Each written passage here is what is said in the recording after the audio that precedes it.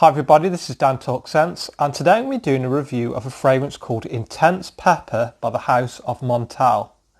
As usual, I'll be doing a first impressions of this fragrance. I'll then head out into town. I'll feedback on its performance, what it smells similar to, and as always, I'll make a conclusion on whether I think that I would buy the fragrance and whether I think you should go out and buy it yourselves. So if you want to know more about the fragrance Intense Pepper by the House of Montale, please stay tuned.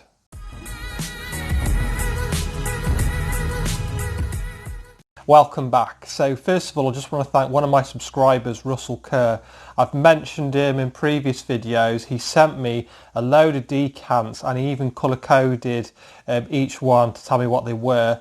Really generous, the guy, and he even paid for postage as well. He's just recently started his Instagram account, which is great. So if you want to give his Instagram a follow, really generous and nice guy and a great member of Fragcom. One of the fragrance decants that he sent me was this one of Intense Pepper. And you can see there he even labelled it, which is great. Now, I was spurred on to do this review today because in recent days I watched a review by Redolescence on Intense Pepper. I'm also part of Fragcom Bangladesh, and they Montale and Mansara is praised quite a lot as a brand. So it'd be interesting to see what this smells like.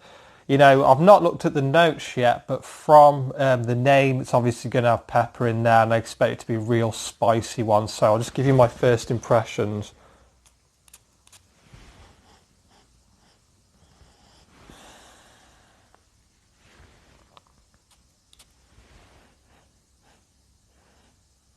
So when I first spray it on, I pick up a touch of green, a touch of orange and ginger, and then of course a little bit of that pepper.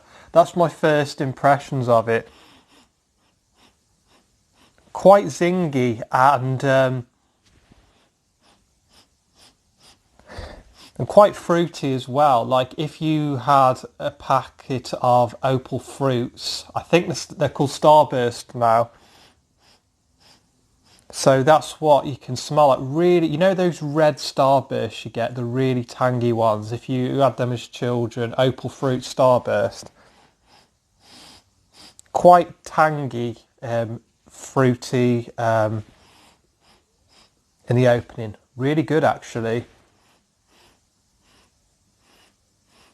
Really like this one in the opening. But the most important thing is does it project, does it perform, and how does the scent develop?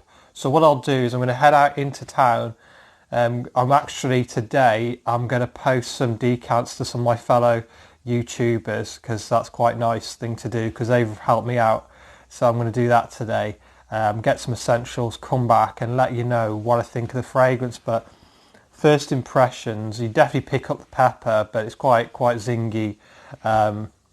Zesty, if they're proper words in the dictionary, but really nice, quite fresh, quite spicy in the opening. So I'll let you know how we get on.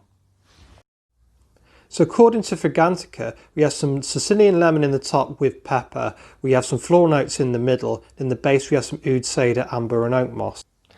So I've been wearing this fragrance now for a good 4 hours, and what I found with this one is that they've got it right in terms of the balance between the freshness from the citrus and the pepper.